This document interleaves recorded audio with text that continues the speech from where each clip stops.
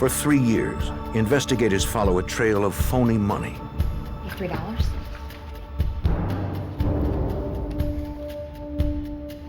The fake bills appear a few at a time in cities across the United States.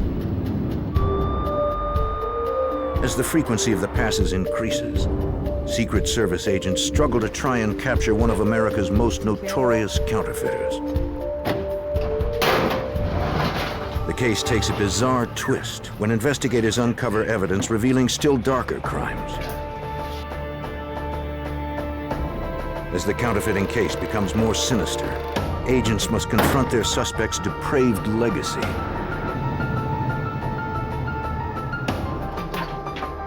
Haunted by sadistic trophies, agents begin a terrifying search for the lives shattered by one man's cruel deception.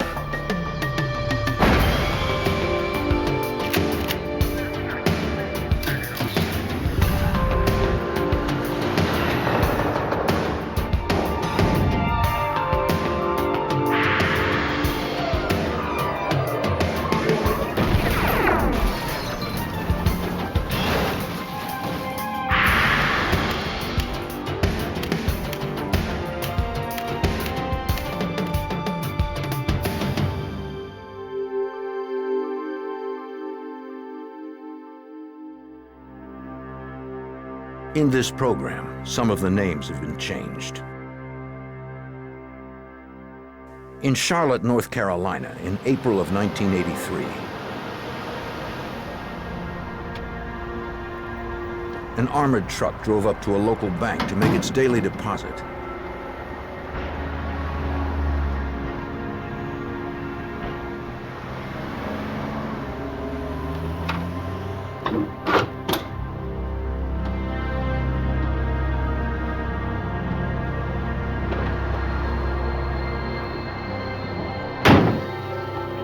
The courier was delivering the day's receipts from an area mall.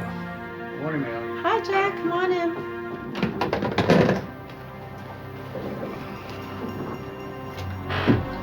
More deposits.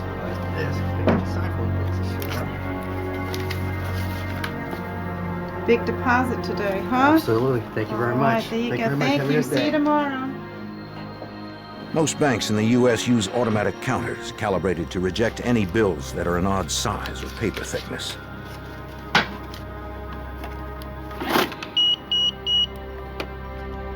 The machine rejected one of the notes. A worn-looking $20 bill. Suspecting it may be counterfeit, the clerk contacted the nearest office of the Secret Service. Hi, I would like to report a counterfeit. Although it is known for providing protection to the president, the Secret Service was originally founded to investigate counterfeit currency. An agent was dispatched to the bank to try and determine where the bill came from. The Secret Service canvassed the mall to determine if any of the retailers could identify the passer. Agents interviewed employees throughout the mall where the bill had been passed. Need to talk to you about that trying to pass this. The cashiers couldn't recall who had passed the fake bill. Special Agent Dennis Foose worked the case. In many cases, counterfeit bills will be received by a merchant, not detected as counterfeit, go into the till, and might be given back to the next customer in the form of change. So it's not uncommon for someone to innocently pick up a counterfeit bill and then even pass it on to another merchant.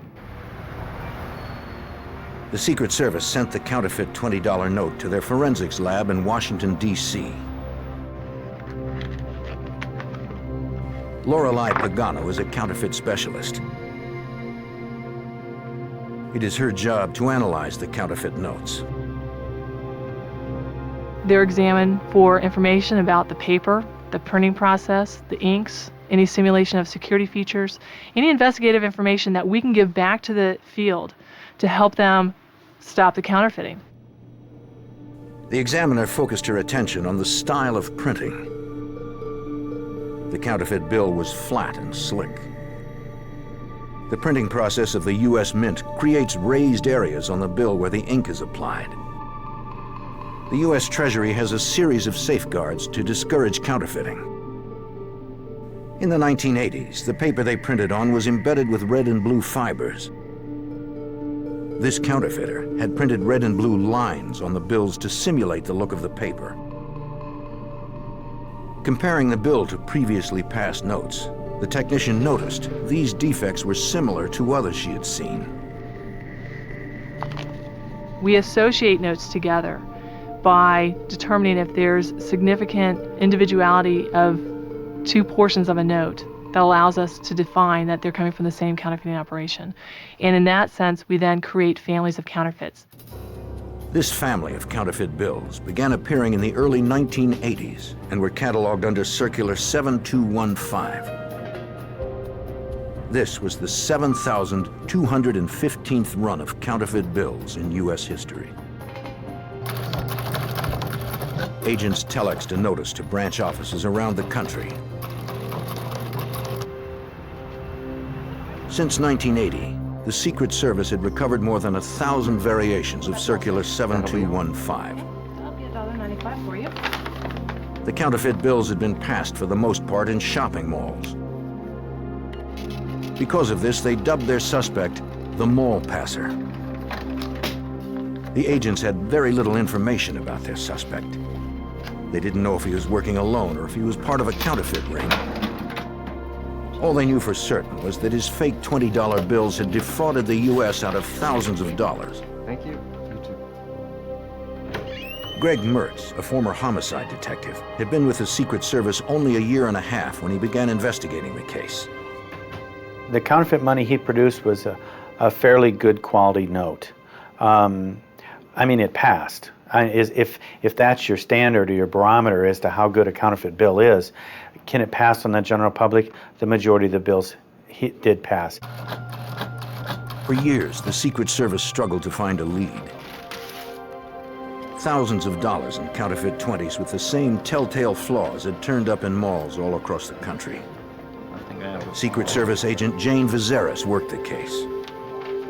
A particular area would be hit by this note, and you would see that there was a 20 passed in a bookstore, and then a 20 passed in a stationery store, and then maybe 20 passed, you know, in a small area, but not large numbers. And it was over a long span of time, and it was over a large geographic area of this country. And that was peculiar. To the agents, the passer's odd behavior made it seem as if his counterfeiting was hiding something else. Then they got a break. $3. A clerk in Burnside, Minnesota, took in a $20 bill that didn't feel right to her. She suspected it was fake.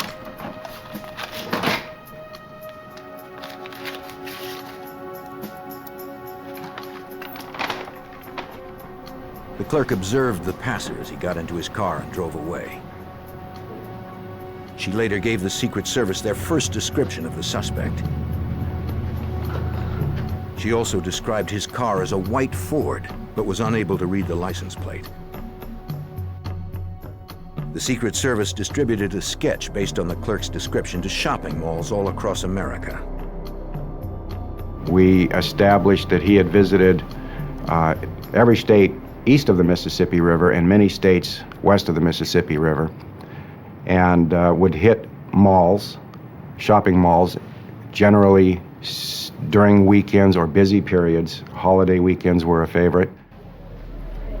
The mall passer always made small purchases. He would buy a pair of socks, a book, or a single greeting card. Out of 20? He passed his bills 120 at a time, collecting his change and moving on. He never went for the big score. Looks like receipt in the back. He was patient and methodical. Harrisburg. The Secret Service was puzzled by the mall passer's mobility. He would drop a bill in Florida, and the very same day, a dozen fake 20s would appear 500 miles away. They weren't certain whether his fake bills were in circulation or whether he was in fact passing them. If he was, they thought he might be someone who traveled for a living. We started with a notion that because of the distances that the passes occurred from each other, that one possibility might be that the notes were being passed by a pilot. One of the mall passer's counterfeit bills turned up at a parking lot near an airport in Washington, D.C. Good night. Thank you. The Secret Service got a description of the passer from the parking lot attendant. A similar note had been passed in that lot exactly 1 year before. I think that's an interesting thing. This one piece will make 52 layers. Watch on mobile devices or the big screen. All for free. No subscription required.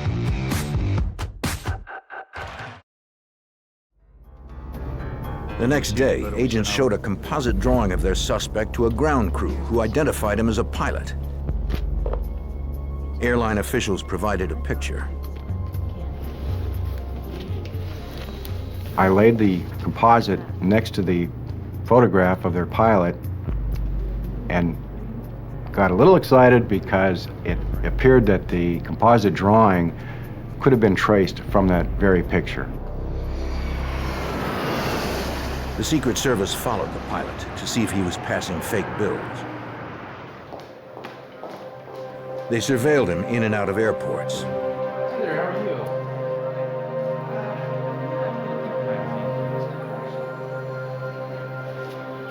There you go. That's $3.45. When they saw him spending money, they would retrieve the bill to see if it was counterfeit.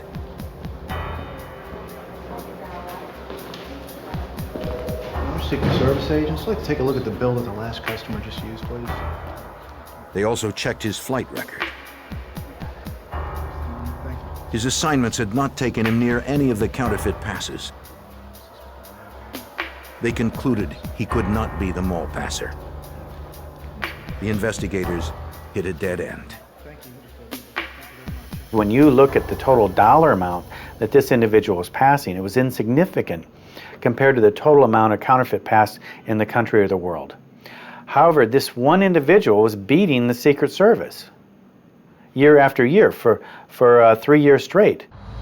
Investigators observed that the mall passer often traveled Interstate 95 up and down the eastern United States. He would take smaller routes, but he always returned to 95. Agents began to suspect that he made his home in the Washington, D.C. area. If so, he was right under their noses.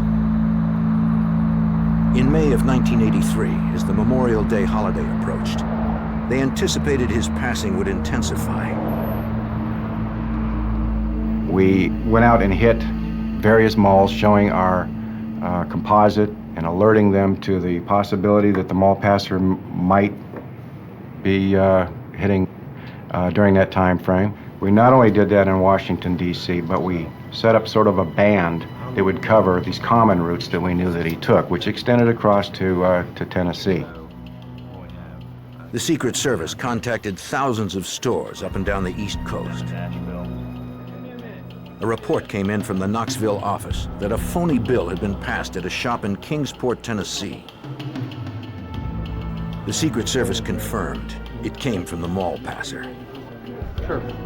If the predictions of his travel patterns held true, Knoxville would be next.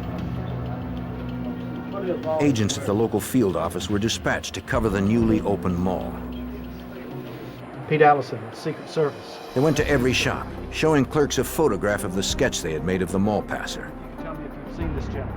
I know that guy. Agent Pete Allison remembers the manager of one of the shops recognized the picture. The clerk felt like he would know this person because he had been shown this photograph before in Memphis. The person victimized him at his store in Memphis. And he told me that he would, if this person walked in the store, he would recognize him immediately. Thank you. Incredibly, a few minutes after the agent left, the mall passer entered the shop. Agents finally got the break they had been waiting for when the clerk reported seeing the passer. Suspect spotted outside mall. Respond immediately. Over. All right. Allison, I'm on the way. The clerk told agents he had seen the suspect enter a bookstore nearby. A security officer checked out the bookstore, but the mall passer was not there. Then they spotted him, coming out of a shoe store. Stay here. Aware he was being followed, he began running toward a store that was under construction. 2 police officers pulled up outside the unfinished area where the mall passer had disappeared. The suspect tried to bluff his way past the officers by telling them that the police had already cleared him to leave. The officers didn't believe him. That's it. Hold on. Don't worry, he's not going anywhere. I need to someone up to the car real quick.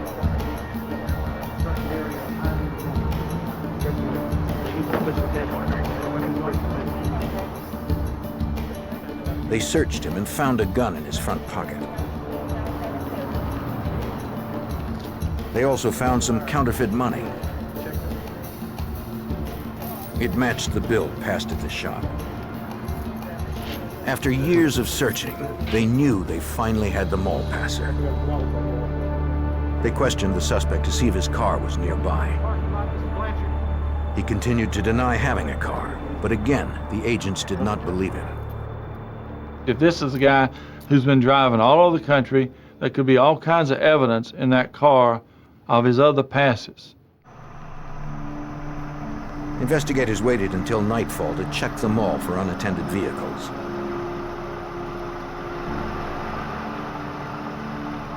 Only 3 cars were left in the lot.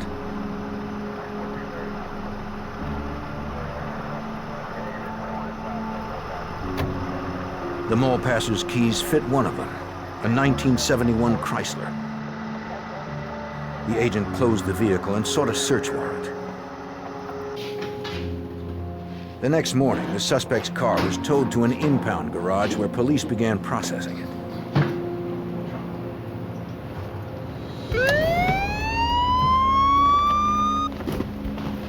The car had been equipped with a police siren. Inside the trunk, they found more police paraphernalia. What appeared to be stolen license plates and a collection of women's underwear.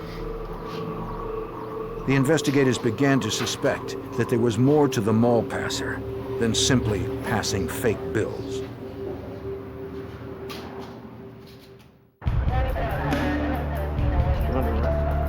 After tracking the mall passer for years, the Secret Service finally had him in custody in Knoxville, Tennessee. He had been arrested after passing a fake 20 in a local mall. Agents searched the mall passer's car. As they did, they uncovered disturbing evidence.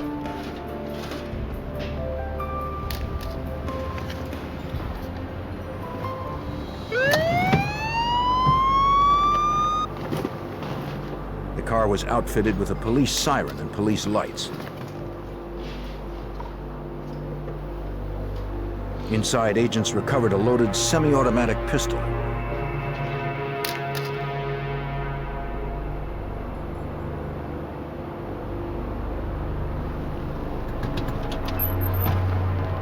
The search turned up thousands of dollars in counterfeit currency in small bundles.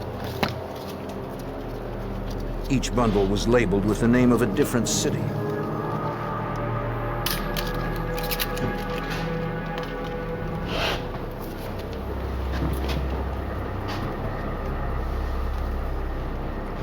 An itinerary found above the visor listed various dates, cities and aliases used, motels and how much money was spent. The counterfeiter had kept meticulous records of his travels. In the trunk, they found a stack of stolen license plates, some with magnets attached. They also found other items that surprised Special Agent Allison. These stolen tags with the magnets on them, those were fairly normal for a counterfeiter to try to hide his identification, to get away. But then the police lights, the police badges that we found, the police siren and the spotlight in the front of the car, we suspected then that we had a police impersonator. But we had no idea why. The trunk contained several forged driver's licenses, all of them bearing the suspect's picture.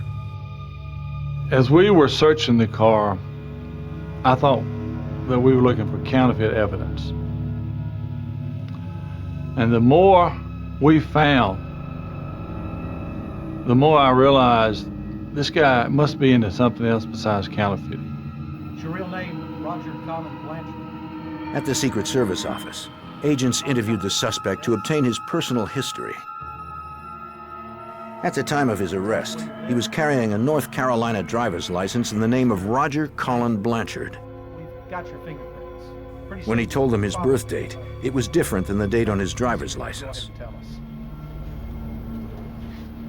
The month was the same, the year was the same, but the day was different. So I reasoned then that there's something not right here.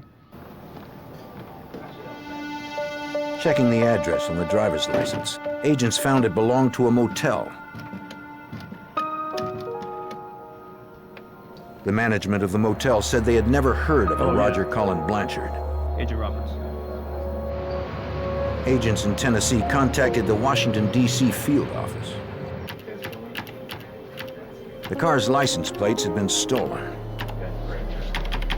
but the vehicle was registered to a James R. Jones of Alexandria, Virginia. Special Agent Greg Mertz discovered that Jones had also registered the vehicle in Albany, New York. Jones had the same height, weight, and birth date as Blanchard. Well, I called back down to Knoxville and I said, hey, I don't think this guy's name is Roger Collins Blanchard. I think his real name is James R. Jones. And I said, why don't you FedEx his fingerprints up and we'll hand carry him to the Bureau the next morning and try to get a true identification on the guy.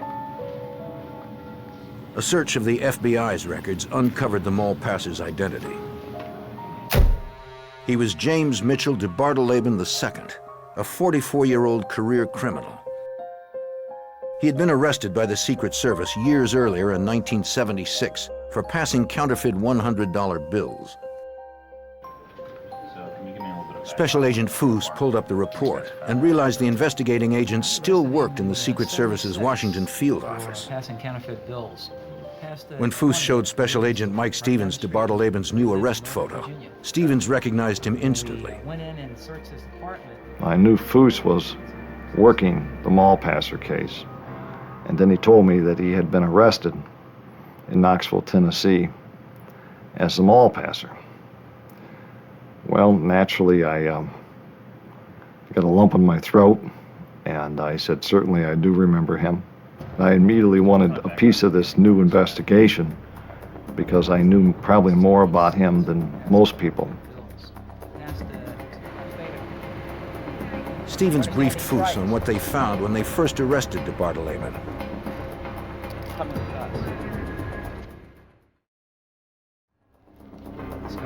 The morning after de Bartoleben's 1976 arrest, agents obtained a warrant to search his residence.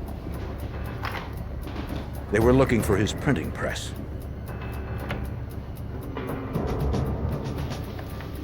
On the second floor, they entered a darkened bedroom.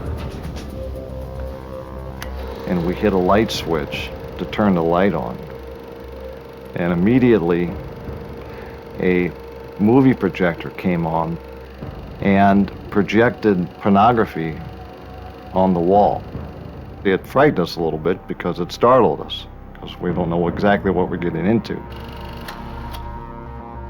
All around them was amateur pornography. Much of it involved torture and bondage scenarios.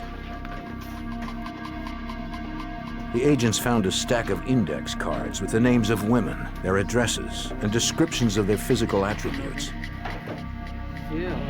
It appeared the cards included a crude rating system. Under the pillows, they found a .38 caliber revolver and a 9mm automatic pistol.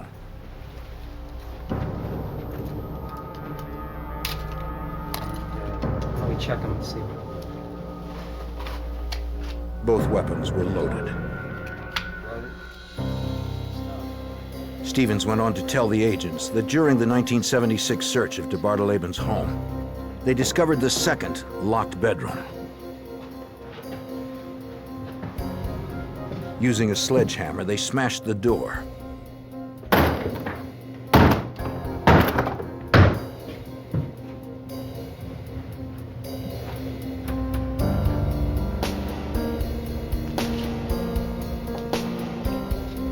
And there was the printing press operation, the 1250 multilith, which was a surprise to us because it's very heavy, and it was a surprise that it was up on the second floor. Money was strewed all over the floor of the room. Stevens told the agents DeBartolaban served only 23 months for his prior 1976 counterfeiting conviction. Special Agent Stevens always felt there was more to DeBartolaban than counterfeiting. We had him arrested now in Knoxville, and he was using various different aliases. I think total, I think we ended up with about 40 different aliases that he used. Investigators now had to find out what he had been doing since his release. They set out to learn everything they could about James Mitchell DeBartolaban.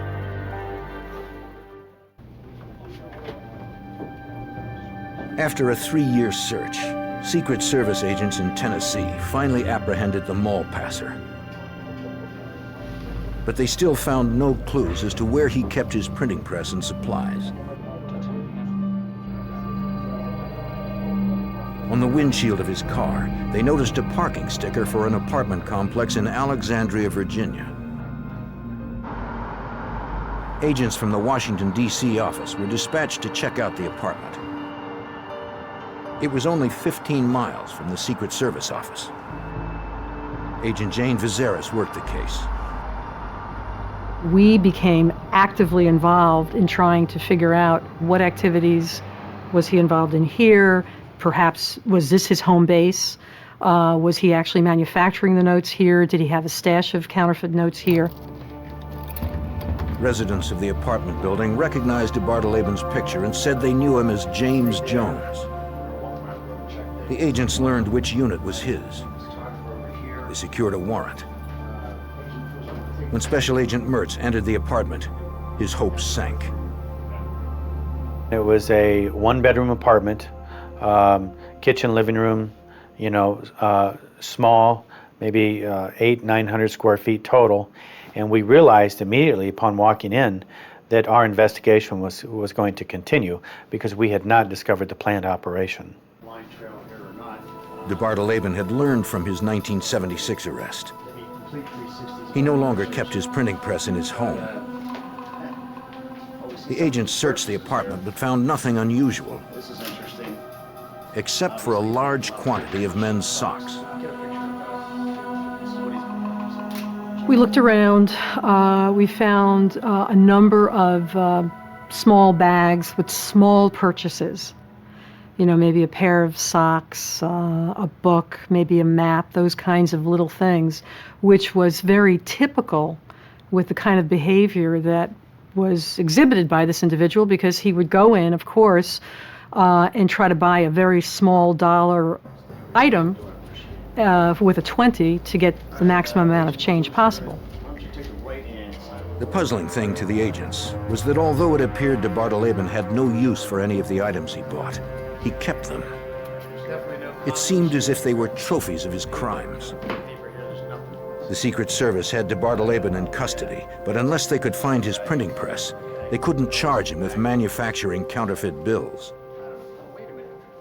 Here was a 3.5-year investigation that had the attention of the entire Secret Service, and we were expecting to find a large amount of counterfeit money. We're expecting to find, or hoping to find, a printing plant operation with a printing press and printing plate negatives and plates, and we found nothing.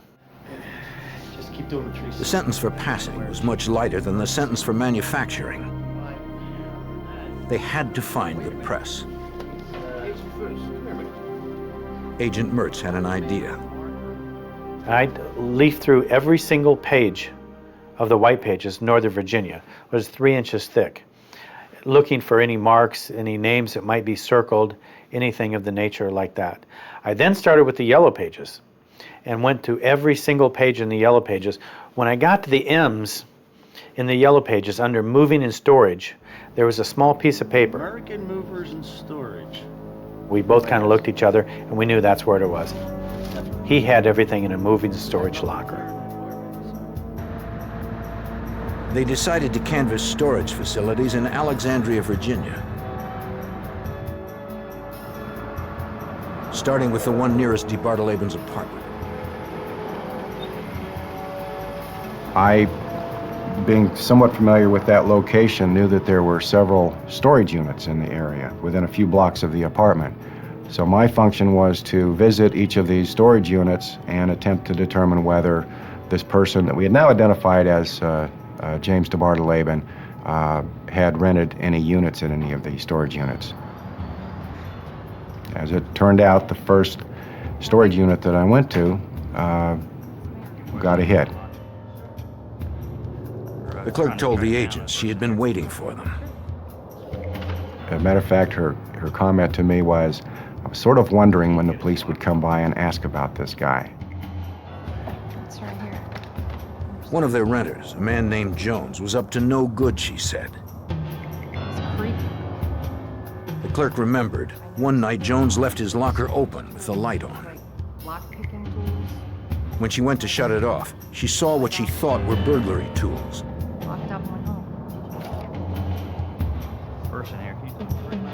When shown DeBartolaben's picture, the clerk identified him as Yeah, Jones. Mr. Jones. This man. I'm gonna go get a warrant. Call for backup. Investigators believe they may have found DeBartolaben's printing plant. They obtained a search warrant and returned to the storage locker.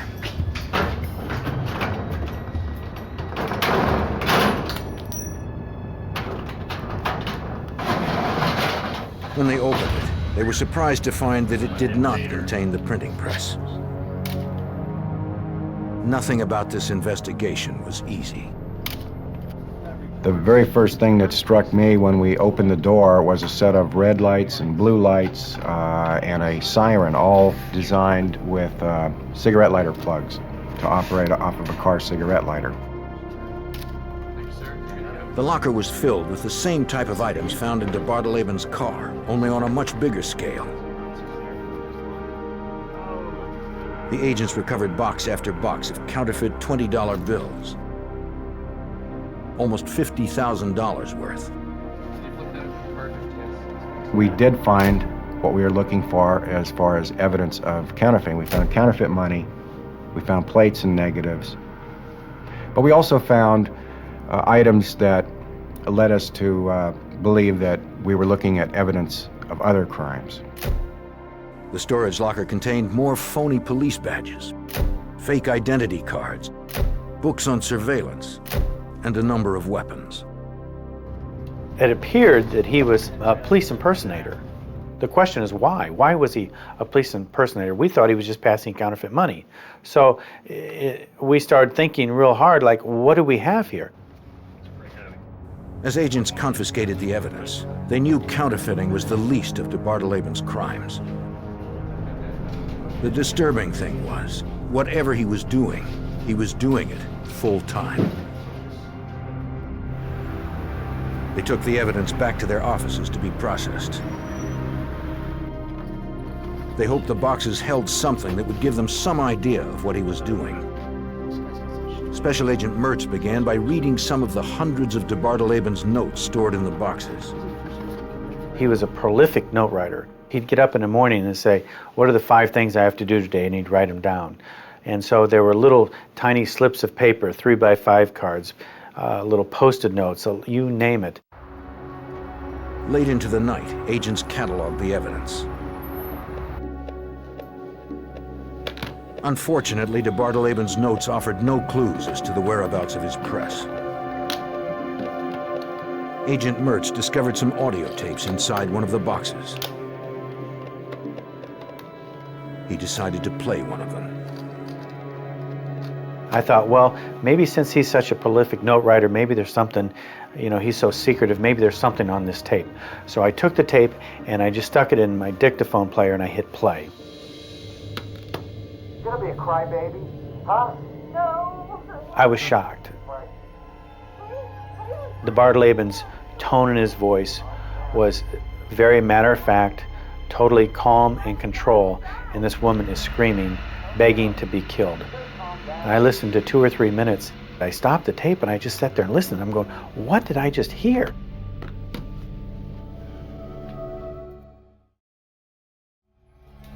Later that day, Mertz played the tape for the other agents. You could hear a woman screaming, crying, pleading for him to stop.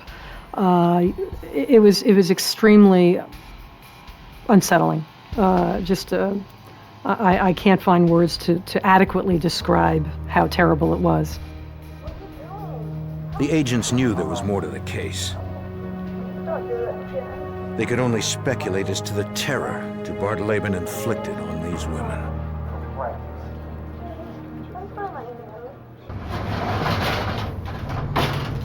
The Secret Service was sifting through evidence found in a storage locker rented to James Mitchell DeBartoleben.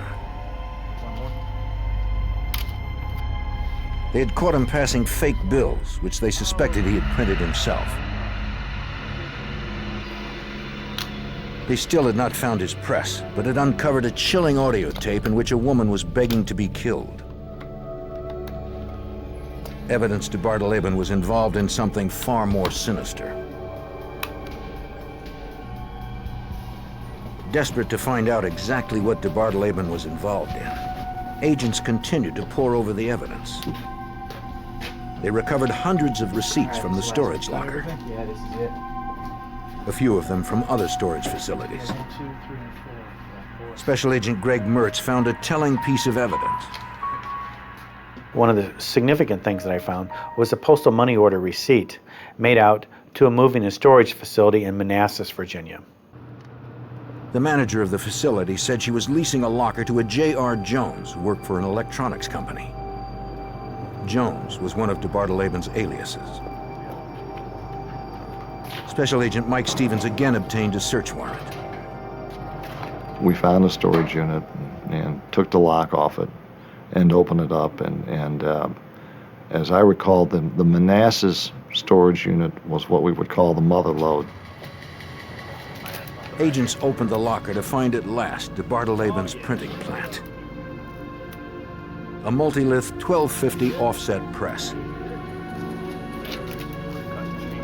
Weighing almost 500 pounds, it was partly dismantled and surrounded by nearly $250,000 in fake $20 bills.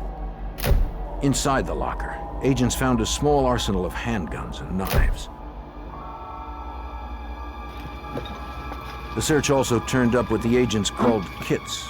They consisted of medical tape, pieces of rope, and lubricating jelly. As they looked farther, agents made a disturbing discovery. Photographs of women in sexually compromising positions. Hundreds of photographs. Some of the women had ligature marks on their wrists and tape residue around their eyes, indicating they had been tied up and blindfolded. We became very alarmed when we saw the police equipment and the pornography, which included photographs, not professionally done, but photographs, home photographs, if you will, of naked women. And there was a lot of it. And from the photographs, I mean, you really couldn't tell if these were willing partners or not. But when you put the whole thing together, the entire context of what you found, it did not give you a good feeling. The locker's contents were moved to the Washington field office. The storage units had yielded 144 boxes of potential evidence. We had literally a mountain full of material. We had 30, 40 road maps and some of them would have an X marked somewhere on the map, almost like a treasure map. We had women's clothing, women's underwear. We had women's little trinkets of jewelry. We had the police equipment. We had multiple license plates from various states that obviously had been stolen. Agents also recovered a number of women's driver's licenses and nearly 100 pairs of women's underwear. Some of them new, some looked worn. The Secret Service was organized to combat counterfeiting. They were not equipped to investigate the type of evidence they were finding. The Secret Service, as part of the Treasury Department, for the most part, our criminal investigations are financial investigations. Secret Service agent Jane Vizeris contacted the Federal Bureau of Investigation. They indicated that you really don't have anything at this point. I mean, you don't have any evidence. I mean, if you came to us and said, you know, here, this was used in a homicide, well, maybe, or a kidnap case, you know, maybe they could do something with it. But we just had our suspicion, and we had this mountain of material. Because the Secret Service could not specifically identify any victims, the FBI could not pursue the case. The Secret Service knew if they didn't investigate this case, no one else could. It was extremely unusual and awkward because typically you have a crime and you solve the crime. Here, we believed we were looking at a lot of evidence, but we had no clue what the crime was, or where the crime occurred, or when the crime occurred. But we all had very strong convictions that certainly crimes had occurred. Believe me. The agents approached the assistant director about having the Secret Service investigate the case themselves.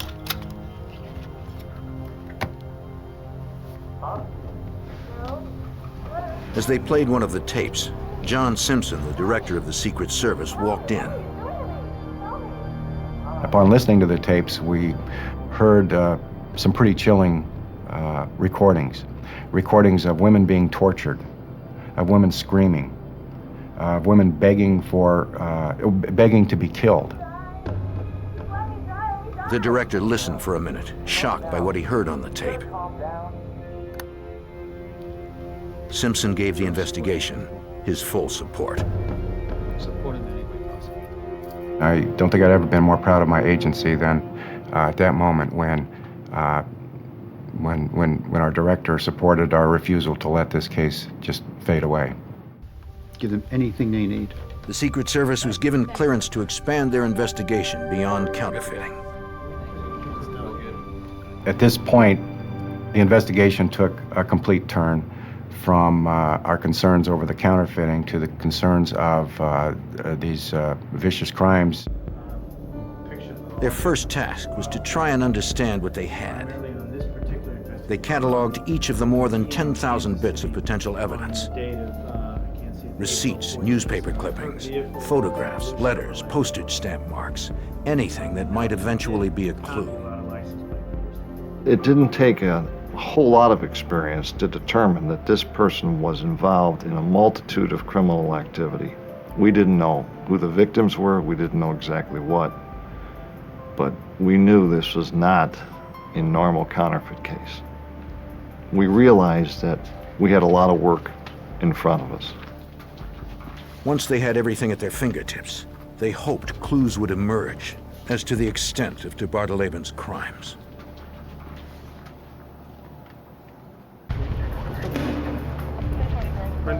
For years, the Secret Service tracked a counterfeiter through over 30 states. When they finally arrested James Mitchell de Bartholeven, agents found a storage locker that held evidence of more sinister crimes. They began to piece together the mountain of evidence found in de Bartholeven's storage lockers. They wanted to find out exactly what they had. Special Agent Jane Vizeris supervised the effort. All we wanted to do was to be able to identify what we had in a coherent manner so that we could try to coordinate this with the rest of the law enforcement community to see if it somehow matched any of the unsolved cases that they may have had. One of the aspects of what we did early on was to try as quickly as we could assess what we thought he might have committed. And we did that by, of course, looking at the totality of the evidence we had, but also he was an incessant note taker. Through his meticulous record-taking, including the notes and the receipts he kept, agents were able to make a timeline of de Barteleben's travels. They also used the notes to better understand the type of person de Barteleben was.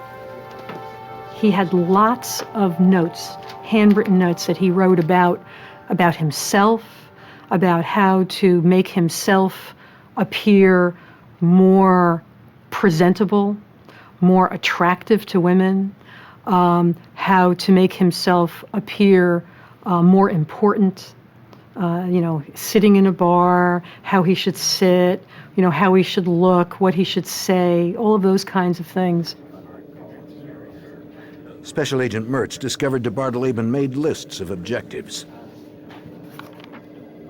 He also wrote pages and pages of goals of what he wanted to do. The type of women he would like, the type of torture he wanted to inflict on women. De Barteleben's to-do lists outlined how he would accomplish each thing. He wrote about equipping his car with a hinged license plate that could be flipped up or down from inside the car. Eye bolts on the floor of the vehicle and in the trunk. He made reminders to install soundproofing, security buzzers, and alarms to his house. He wanted hidden compartments, a secret area where he could keep women locked up. De Barteleben had even outlined the most opportune time to kidnap a woman. The level of detail was chilling. Some of his notes were easily understood, while others seemed to have been written in code.